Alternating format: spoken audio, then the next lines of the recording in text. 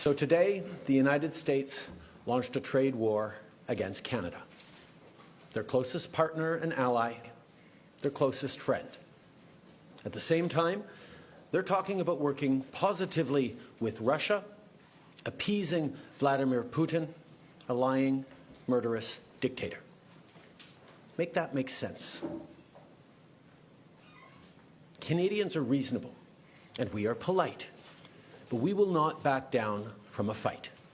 Not when our country and the well-being of everyone in it is at stake. At the moment, the U.S. tariffs came into effect in the early hours of this morning, and so did the Canadian response. Canada will be implementing 25% tariffs against $155 billion worth of American goods, starting with tariffs on $30 billion worth of goods immediately, and tariffs on the remaining $125 billion of American products in 21 days' time. Le dollar de marchandises de plus. Now, it's not in my habit to agree with the Wall Street Journal, but Donald, they point out that even though you're a very smart guy, this is a very dumb thing to do. And inflation is set to rise dramatically all across your country. Today, we will also be challenging these illegal actions by filing dispute resolution claims at the World Trade Organization and through the USMCA. But in the meantime, our tariffs will remain in place until the U.S. tariffs are withdrawn, and not a moment sooner. And should these tariffs not cease, we are in active and ongoing discussions with provinces and territories to pursue several non-tariff measures, measures which will demonstrate that there are no winners in a trade war. Incredible work we've done together to tackle the scourge. We don't want this. We want to work with you as a friend and ally. And we don't want to see you hurt either. But your government has chosen to do this to you. As of this morning, markets are down, and inflation is set to rise dramatically all across your country. Your government has chosen to put American jobs at risk, at the thousands of workplaces that succeed because of materials from Canada or because of consumers in Canada, or both. We designated 7 drug cartels.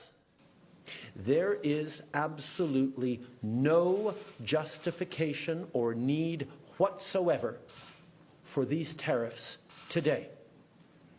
Now, the legal pretext your government is using to bring in these tariffs is that Canada is apparently unwilling to help in the fight against illegal fentanyl. Well, that is totally false. To protect our citizens. And now, to my fellow Canadians. I won't sugarcoat it. This is going to be tough, even though we're all going to pull together, because that's what we do.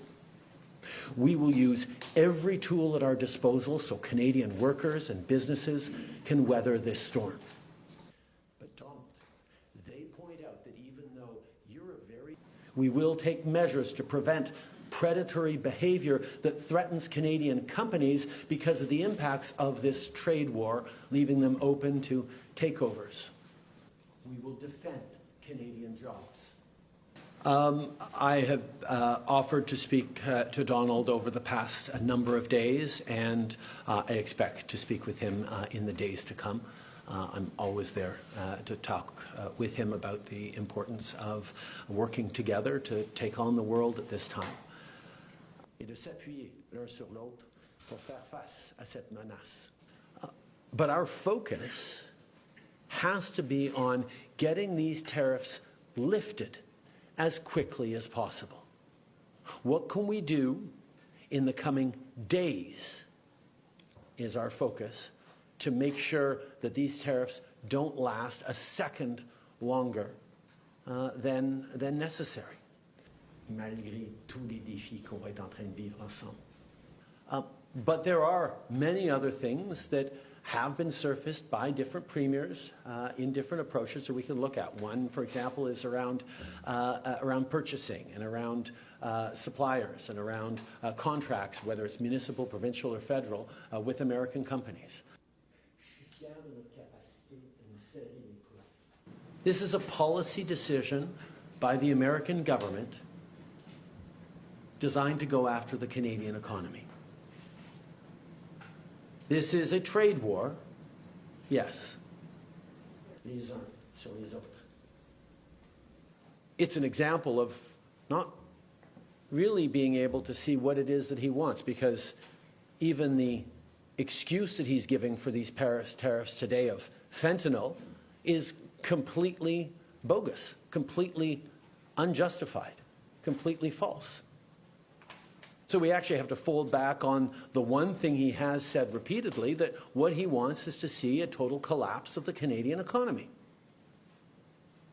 because that'll make it easier to annex us, is the second half of his thought. Now, first of all, that's never going to happen.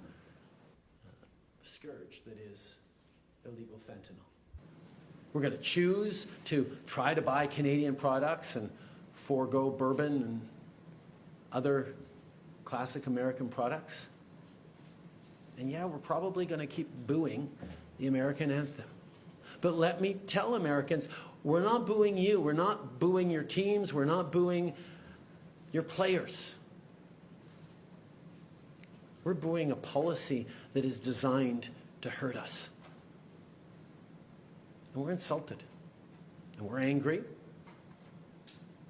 But we're Canadian, which means we're going to stand up for each other. We're going to fight.